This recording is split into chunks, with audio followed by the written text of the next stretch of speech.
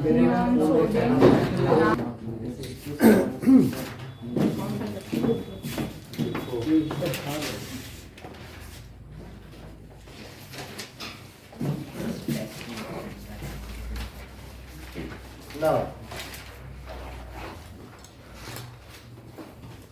we have seen average atomic mass. तो average atomic mass की definition बताइए दिव्या। नहीं देखने से काम नहीं चलेगा, पूछ तो लिया ही जाएगा। सर याद नहीं है तो नहीं चलेगा, बोलो। It is the average atomic mean of all the atomic masses of a isotope of a given element as per its abundance arithmetic mean or average. बोलो। चलता है? हाँ. It is an arithmetic mean of all it is an arithmetic mean of atomic mass of all isotopes of an element according to their abundance. हाँ, present in बहुत अच्छा बता, बोलो। The arithmetic mass of the atomic arithmetic mean of the atomic number of all the isotopes of atomic number नहीं। atomic mass हाँ, of all the number of all the isotopes of an element as per their abundance. एक और बता दो। What is isotopes? They have same atomic number but different mass number. Hydrogen के 3 isotope के नाम बताओ। Protium,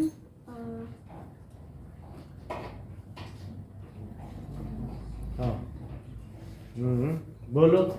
protium, deuterium और tritium. Protium में कितने न्यूट्रॉन? 0 और ड्यूटीरियम में 1 और ट्राइटियम में 2। इन तीनों के ही एटॉमिक नंबर बताओ। Atomic number? सर प्रोटियम का 1, हाँ, ड्यूटेरियम का 2 हाँ, और ट्राइटियम का 3। सही बताया, बोलो। सर क्या? सर 1 सर सबका कितना का एटॉमिक नंबर? 1 1 और मास नंबर? 1 2 3. 1 2 3। क्लोरीन के 2 आइसोटोप्स बताओ। क्लोरीन के हाँ मतलब क्या नाम? हाँ, जैसे सी क्लोरीन 17 35 एंड 35 दूसरा 18 17 सर इसमें नाम ऐसे 17 35 एंड 17 37। ब्रोमीन के दोनों आइसोटोप बताओ। क्वेश्चन दिया है, बोलो। 17 and 81 और 35 दोनों का वो हो गया है ना। कार्बन के 3 आइसोटोप्स। कार्बन के ऑल द 3 आइसोटोप्स। तो 2 होते हैं ना। C12 C13 C14 C12 C13 and C14। Okay, समझ में आई बात? अब देखो,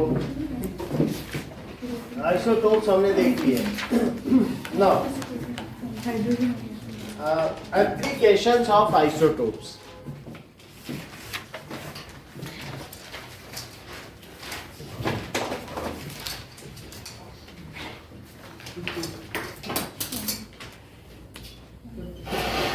सर इनके केमिकल प्रॉपर्टीज सेम होते हैं ना?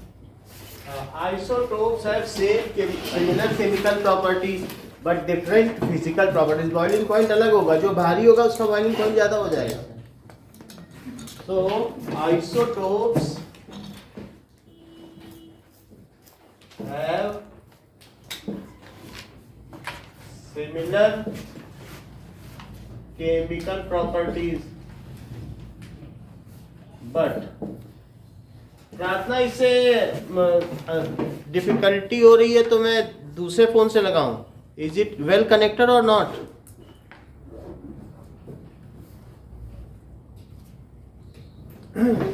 सो बट डिफरेंट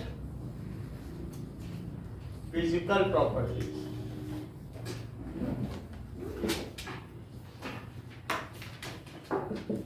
ये चीज होती है। So now uses of isotopes in various fields are uses of isotopes. आप दूसरे फोन से कनेक्ट करो प्रार्थना, इसमें आपका कनेक्ट नहीं हो रहा ना, कि हो रहा है? Am I Audible?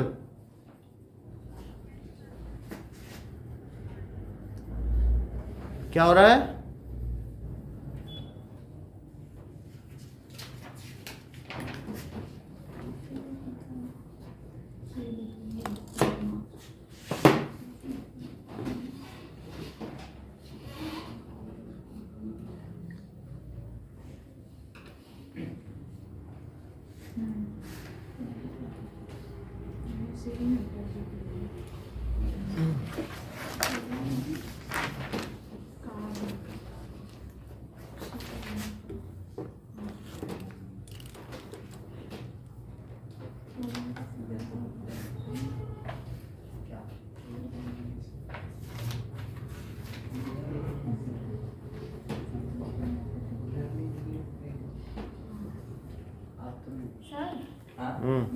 सर जैसे क्लोरीन 70 मेगा हो रहा है तो सर उसका जो एटॉमिक मास होगा वो 35.5 क्यों हो जाएगा?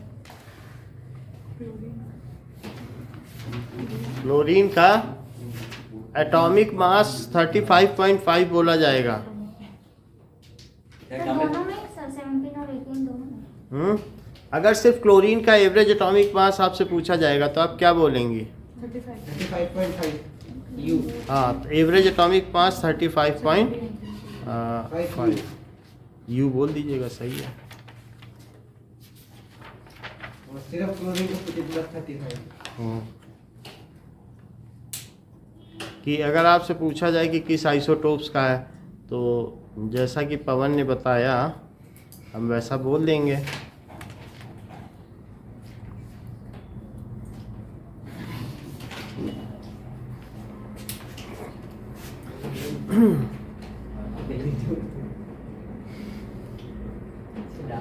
Now is it good?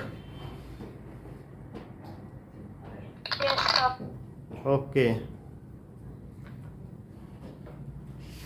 चलो।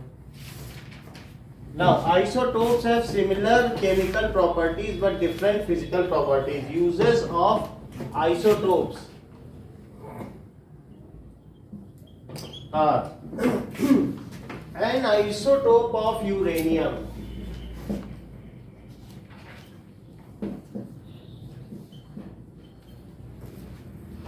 यूरेनियम का एक आइसोटोप है 92 एंड 238। वैसे यूरेनियम में दो आइसोटोप हैं, यूरेनियम में 92 भी है और 235 भी है, और दूसरा कौन सा है? 238।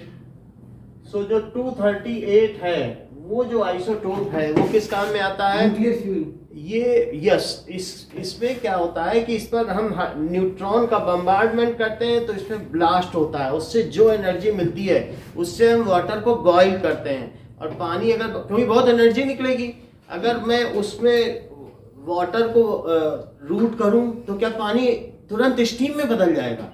और उस स्टीम से अगर मैं टरबाइन चलाऊं, आपको मालूम है जब डैम से पानी गिरता है तो नीचे टरबाइन घूमती है और उस टरबाइन से बिजली चलती है, और मैं स्टीम के फोर्स से टरबाइन चला दूं तो भी, और दोनों तरफ दो मैग्नेट रख दूं, नॉर्थ एंड साउथ, तो ये जितने भी हमारे हैं ये 10th में आप समझ लेंगे। ये सब क्या है, ये इसी पर है कि बस इसे घुमाना है, दोनों तरफ दो मैग्नेट है, भाई कुछ भी हो तो समझ आई बात कि नहीं, कि किसी भी तरीके से हम क्या कर दें कि एक चीज घुमा दें, और घुमाने के बाद क्या होगा, मान लीजिए हमने इसे घुमा ही दिया, ठीक है, तो हमें घुमाना है। अगर हमने स्टीम चला दी या किसी भी तरीके से हमने क्या कर दिया, इसको क्या कर दें कि ये that it is to be rotated,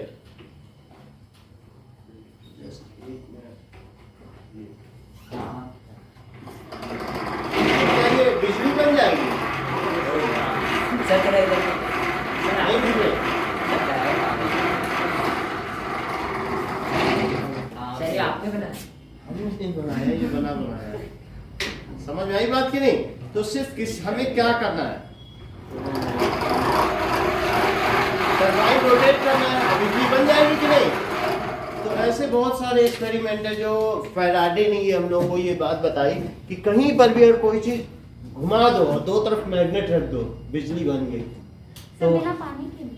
पानी हो कुछ कोई घुमाने वाली चीज चाहिए, तो आप साइकिल भी चलाते हैं तो सामने एक वो नहीं होता डायनेमो लगा होता है, या आजकल कार में जो आगे हेडलाइट है वो पहिए के घूमने से लाइट जलती है, वो दिन भर भी जला करती है। नई गाड़ियां हैं किसी के पास, तो वो डायनेमो की वजह से होता है, बस पहिया घूमे तो दो तरफ स्कूटी में होता है।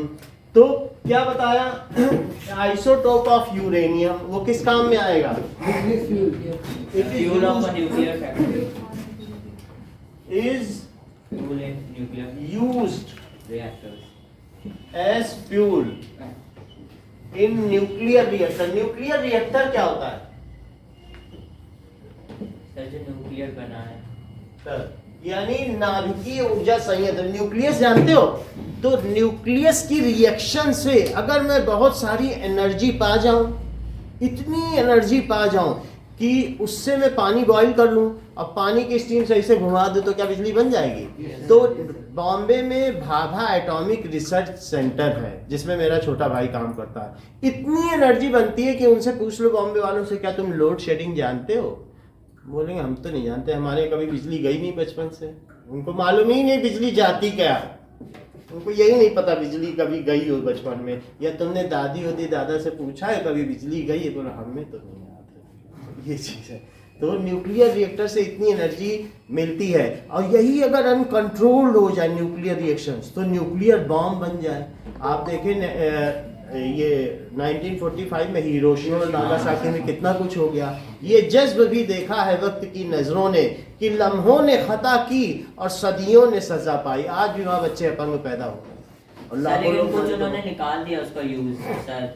दोस्तों है ये, if it is harnessed then it can be utilized for human welfare, and if it is uncontrolled, if this energy is uncontrolled then it is catastrophic, ये विनाशकारी है, it is devastating, ये पूरी तरीके से विध्वंसकारी है। However, if it is harnessed, अगर इसे पालतू बना लिया जाए, कंट्रोल कर लिया जाए, then can it be used for human welfare? Yes, sir. तो हो रहा है कि नहीं? तो न्यूक्लियर रिएक्टर क्या होता है? Where the nuclear energy is, nuclear reactions are done in controllable manner. क्या होते हैं न्यूक्लियर रिएक्टर्स? तो न्यूक्लियर रिएक्टर्स में इस तरीके के न्यूक्लियर रिएक्टर्स आपने देखे जापान में, इस तरीके से योकोहामा न्यूक्लियर रिएक्टर, बोलो ऐसा होता है कि नहीं? न्यूक्लियर रिएक्टर्स तो मतलब कि जहां पर भी इस तरीके से ये सीमेंट के स्ट्रक्चर्स होते हैं, so that is nuclear, white colour ऐसे होते हैं। नाउ दीज आर यूज्ड, बहुत बड़े बड़े होते हैं, काफी ऊंचे, 10 मंजिला, तो उसमें ये सारी रिएक्शंस होती रहती हैं। So nuclear reactors are those installation in which nuclear fuel is used. इस यूरेनियम पे बम्बार्ड किया जाएगा। किसका बम्बार्ड किया जाएगा? क्या न्यूट्रॉन का? Yes, sir. और फिर ये यूरेनियम टूट जाएगा, तो ये क्रिप्टॉन और बेरियम में टूट जाएगा, मतलब टूट जाएगा। बड़ा न्यूक्लियस अगर तोड़ोगे तो छोटे छोटे टुकड़ों में टूटेगा, और इतनी एनर्जी निकलेगी कि हम उससे वाटर को बॉईल कर लेंगे और उस पानी से टरबाइन चला लेंगे। क्या चला लेंगे? टरबाइन। और टरबाइन चलाने से क्या बना लेंगे? बिजली। तो इस तरीके से न्यूक्लियर रिएक्टर्स वो होते हैं जहां पर न्यूक्लियर रिएक्शन कंट्रोलेबल मैनर में कराई जाती है। And one of the isotope of uranium is used in nuclear reactors for making electricity. समझ में आ गया? Yes, sir. अच्छा आप सेकंड देखो, N isotope of cobalt is used, and isotope of cobalt is used for treatment in cancer.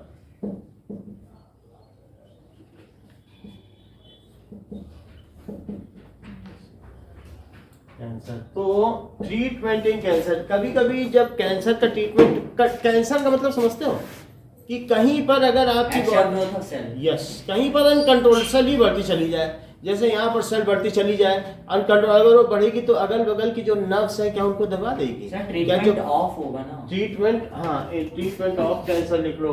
तो आप समझ में आ गई बात। तो कोबाल्ट का उनको पानी पिलाया जाता है, जहां पर ये सब एक्स्ट्रा ग्रोथ होगी, क्या वहां पर ज्यादा कोबाल्ट इकट्ठा हो जाएगा?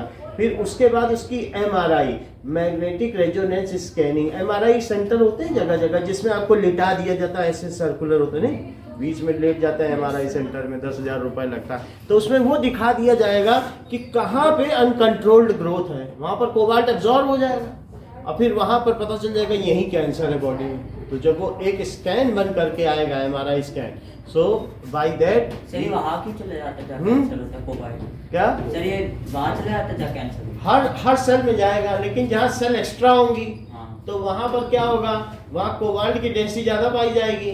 तो कोबाल्ट, क्या आपको मालूम है कौन कौन से ऐसे 6 चीज़ें हैं जो मैग्नेट की ओर अट्रैक्ट होती हैं? क्या आयरन, क्या निकिल, क्या क्रोमियम, क्या गैडोलीनियम, क्या कोबाल्ट? तो यही सारी चीज़ें तो हैं, तो उनमें कोबाल्ट भी तो है। कोबाल्ट अगर आपने छोड़ दिया तो ये मैग्नेट की ओर अट्रैक्ट होगा, निकिल अट्रैक्ट हो जाएगा, गैडोलीनियम GD लिखा है नीचे कि नहीं, GD गैडोलीनियम। सर बट हमारा सेल थोड़ी मैग्नेट है। सेल मैग्नेट नहीं है, लेकिन वो जो मशीन है क्या उसका नाम है मैग्नेटिक रेजोनेंस इमेजिंग। उस मशीन का क्या नाम है? Magnetic resonance imaging. तो समझ में आई बात कि नहीं? तो अगर मान लो तुमने कोबाल्ट का पानी पी लिया तो उससे वो जो उसकी मैपिंग होगी, मैग्नेटिक मैपिंग, तो उसमें क्या पता चल जाएगा कि कहाँ का है वो चीज़, उसका एक मैप तो बना ही देगा ना वो, क्योंकि वो मैग्नेट से, उसका नाम ही है मैग्नेटिक रेजोनेंस इमेजिंग। ठीक है, तो इस तरीके से कोबाल्ट का एक आइसोटोप किस काम में आता है बताइए? Treatment of cancer. हमें ये पता चल सके कहाँ कैंसर है, फिर उसको सीजेरियन से उसको कट करके अलग कर दिया जाए। तीसरा देखो, N isotope of iodine, isotope of iodine is used in In treatment of goiter. goiter. Goitre का मतलब क्या होता है सर वो कि गले अगर फूल जाते हैं। यस किसी के गले में ऐसा हो जाए तो क्या उसको गोइटर कहेंगे? ये गला फूल जाए तो इस तरीके से हो जाता है कि नहीं? गल बंद हो जाता है, या घेंगा रोग हो जाता है, या गोइटर हो जाता है, या सोलन नेक हो जाता है, कई नाम है इसके। तो इसके ट्रीटमेंट के लिए हम क्या करेंगे? वैसे तो कहा जाता है कि आयोडाइज्ड नमक खाएं, लेकिन फिर भी अगर ये ऐसा हो जाए then we will use one isotope of iodine for treatment of this. What are the 3 applications of isotopes? An isotope of uranium is used as a nuclear fuel. An isotope of cobalt is used for treatment of cancer. An isotope of iodine is used for treatment of goiter. अब देखो isobars, इनके अंदर कोई computer की chip fit है, वरना ये कैसे बता देते हैं। नाउ आइसोबार्स क्या होता है? इफ, ठीक है, different elements having same Atomic number.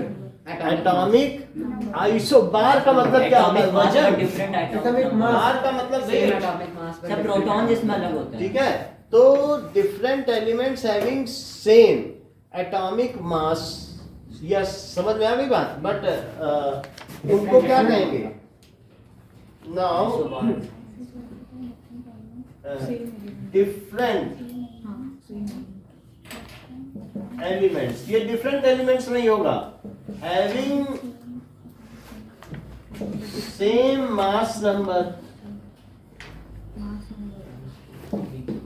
ठीक है, जैसे Na इसको कहेंगे आर कॉल्ड आइसोबार्स।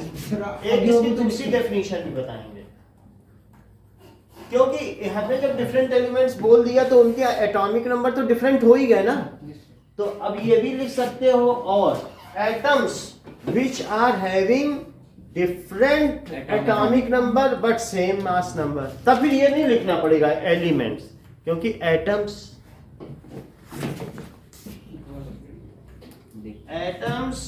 ऑफ, फिर भी आप लिख दो तो चल जाएगा, different elements having different atomic number. उनका क्या चीज डिफरेंट होगा? Atomic Atomic number. But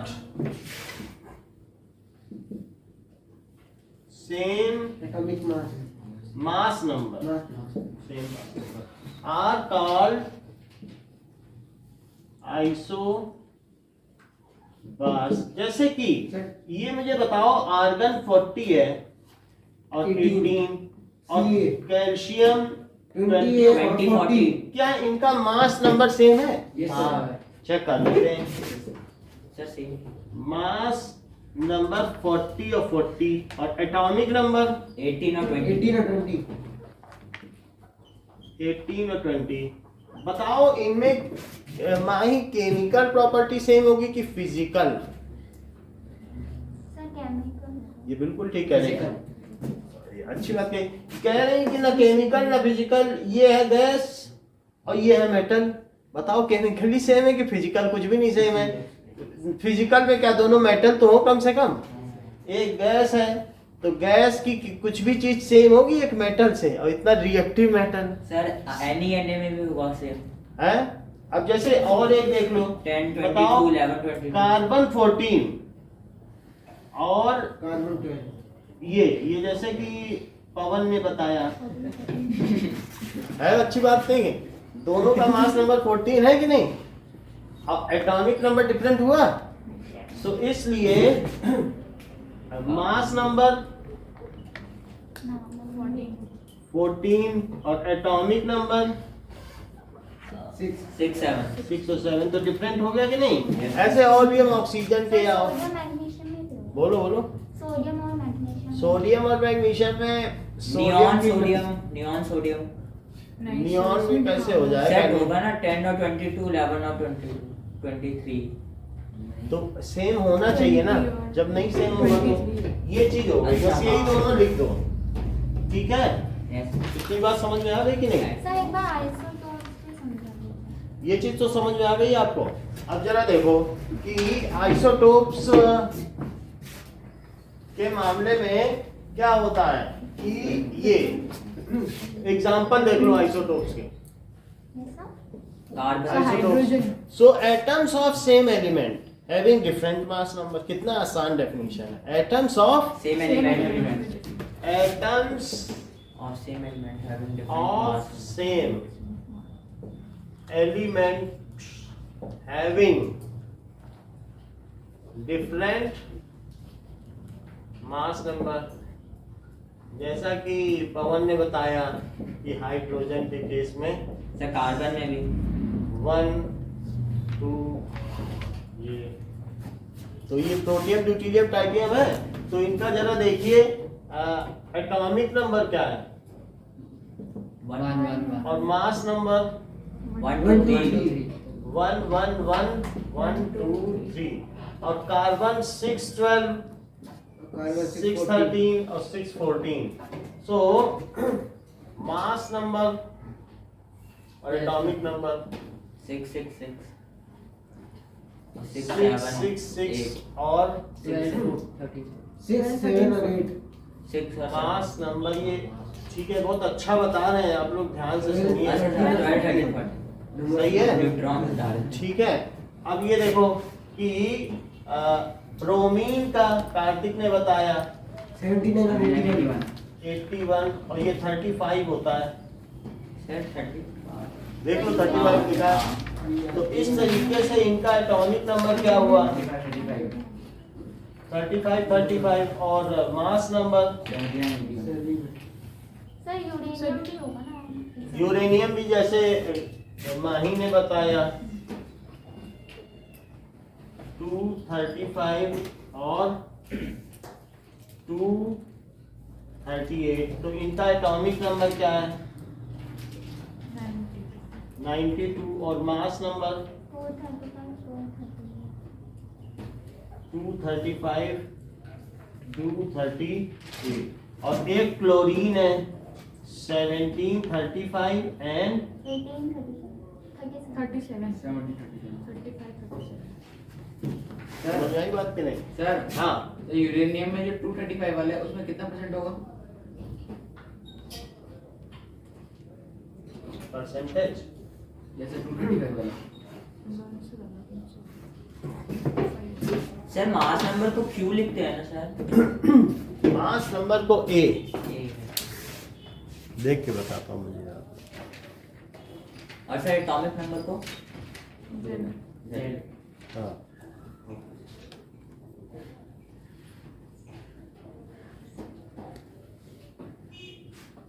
percentage of U-235 in uranium sample.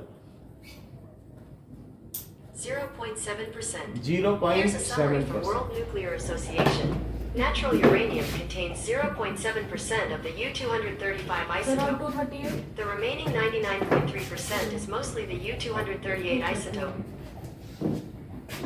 99.3% क्या है? 238. समझ में आ गई बात? तो बाकी तो आपको मालूम है सारी चीजें, ठीक है? ओके नाउ से आइसोटोप्स है ना, दीज आर Isotope. ये वाला चैप्टर आ रहा है क्या इस बार? No sir, नहीं आ रहा. वर्क एंड एनर्जी आ रहा है? No sir, gravitation है और atoms, molecule और wide outfall. ओके तो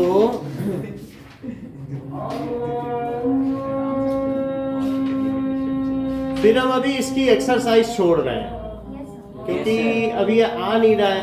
सर भी वाइट हो गई फॉरेन करना। Yes sir. आज बहुत इजी है. सर वो मत करिए, बाकी बस फिजिक्स और केमिस्ट्री. सर ग्रेविटेशन करा दीजिए। ग्रेविटेशन शुरू कर दे.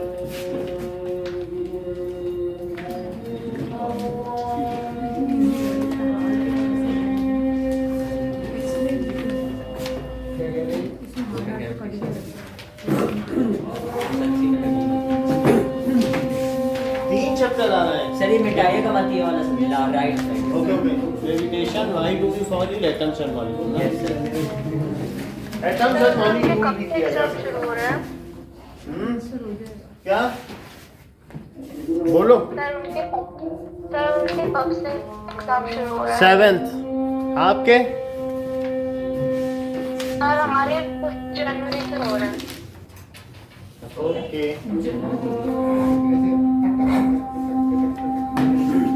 ना वो क्या कहते हैं उसे? आइडिया ये बताइए universal law. ग्रेविटेशन अभी नहीं कराएंगे.